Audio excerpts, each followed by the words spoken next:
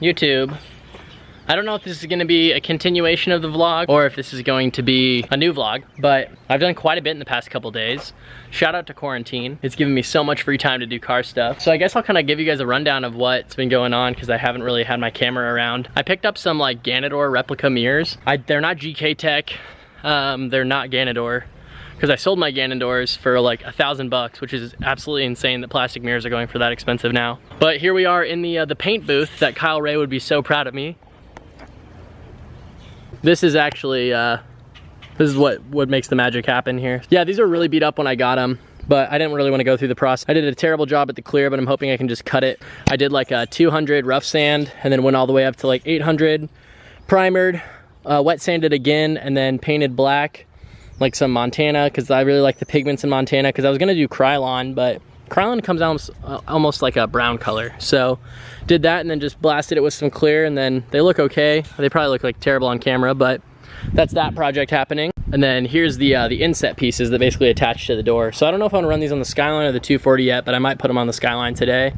And then you'll see here, I got some works for the steers of the 240. I've been having the hardest time deciding what I really want to do on the 240 wheel-wise, so I just have some kind of shittier setups just right now just to make it somewhat decent. Now these were actually on Danilo's E36, and when CK bought it and sold it, he sold me these for like dirt cheap.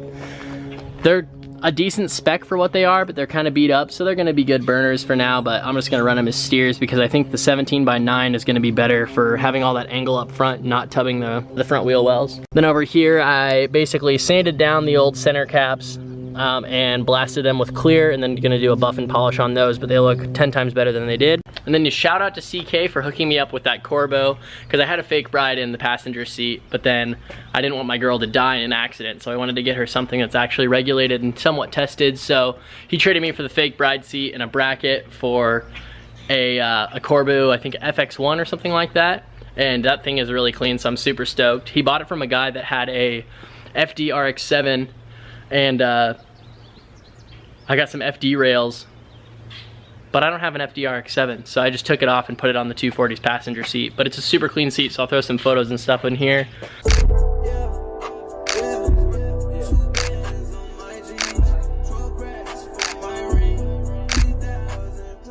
Worked on the 240 last night, and all it needs is the fans wired, the gauges, and it's ready to come home. I'm terrified to wire gauges. I'm terrified to wire the fans because I'm really bad at wiring. All right, so a couple hours after it dried, I was a dumbass and handled them and put them together and built them and threw them on the Skyline.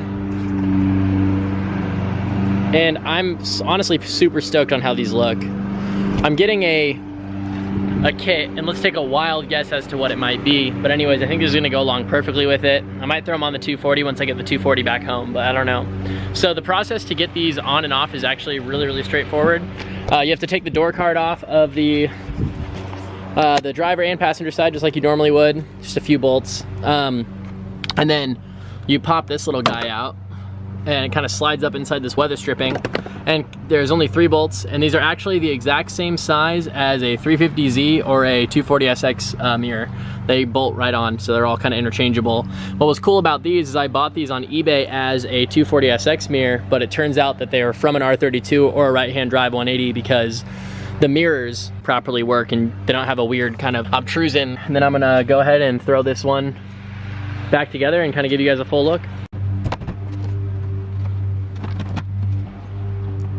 And same thing with the door cards on the 240SX. I really prefer to start with these 2 bolts here because I feel like you can kind of align the rest of it.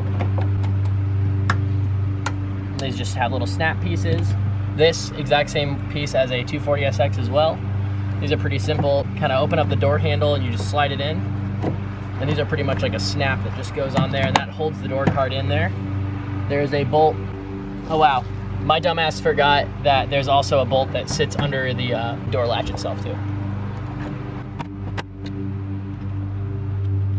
So then another one goes behind that window switch. My window switch, actually, I don't know how it mounts in there properly at all, but I just have it literally, there's some shitty old epoxy from Japan, and I just kind of finagle it in there, and that's probably not the proper way to take it out. So you guys can go ahead and roast me in the comments if you really want to, but I don't give a shit because I'm gonna continue to take it out this way. Then just like the, I don't think the 240s have this, but then there's 2 screws that sit on the bottom of it too, with those super shitty clips that go all the way through it. You can just pound those in. So then, like I got ahead of myself for, we'll just pop this open. There you go. Now the moment of truth is here. We're gonna see if this shit just falls off when I slam the door, and I have a weird feeling it's going to. Wow, let's go. Still need to cut and buff those, but I'll do that when they're dry. But I'm very excited. They did have folding mirrors stock, which I'm kind of bummed that I got rid of, but this side didn't work and the wiring was really weird and kind of sketchy on this one, so it only worked about 1 out of 10 times when you'd move it in. So I think this is gonna work with the kit I'm getting. I'm gonna drive around the block and see if these things fall off or not. They're kind of, I guess they look like freaking Dumbo ears, but my alignment's still awful if you can't tell. But that mirror is sturdy, dude, like sturdier than my old one. Ah, yes, man, so sick.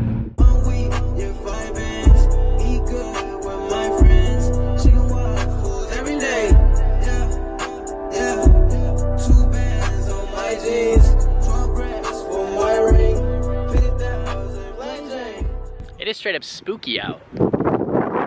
But I have the wiring diagrams. I couldn't vlog earlier because it was so loud with the rain, so that's why I'm starting this a little late. But I'm finally throwing in the gauges, and I realized it's pathetically easy to do gauges on a 240SX. T-Man, your ability to hit me from across the room is really impressive. And then Kyle, our SEMA king, is going to weld that bung on there because this is aluminum and Ryan doesn't. What do you weld aluminum with? TIG, but mine's only DC, not AC.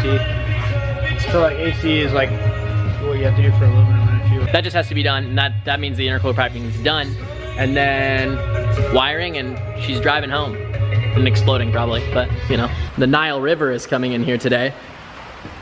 I pulled through the wires here, and I think I'm just gonna tap into the cigarette lighter, as I know for a fact it's 12 volts. Threw in this Corbo, or Corbo, I don't know. Anyways, way nicer than this fake bride that I had in there, so my passengers won't die. Can't even lie to y'all, I don't have wire strippers. All right, got these little guys stripped. Now I'm just gonna widen this basically, and I still want the cigarette lighter to function, so I'm just gonna spread these dudes out and put a little daub of solder in there once I put the other power wires through there. Battery's still dead. Ah! Oh my god, dude. It worked.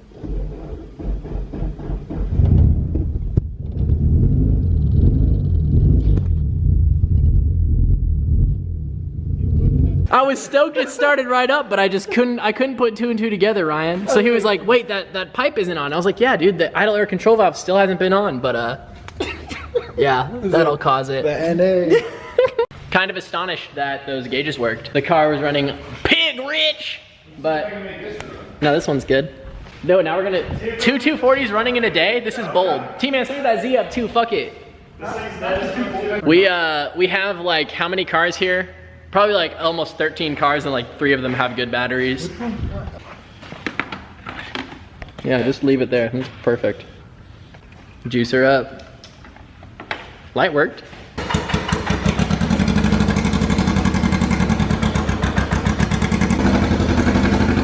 We're on a roll. Somebody needs to buy it.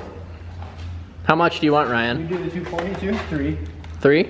Yep. Yeah, do the 242. This jump pack was on the charger for maybe 14 minutes. Maybe. Don't use it, we need, oh. It's a shop dog. With big old nipples. Oh man, he's grounding it like it's a Mercedes-Benz. I'm not even gonna front with you. I don't really know how it works because he's not jumping to battery, so I don't know what's happening. Fuck you, I saw that face. Oh!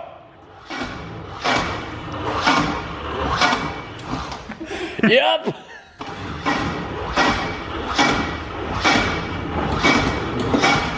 Oh, she's waking up, low key. She's got to get warmed up. Good little jump box though, seriously. I'm surprised those gauges actually worked the first time. I know it's a really simple task, but I just have haunting problems with wiring. But I'm gonna try and clean up some of this wiring a little bit. I don't know where my glove box is, so that kind of adds to this. But yeah, the ECU is literally just laying on the ground here, so that's probably not the best idea.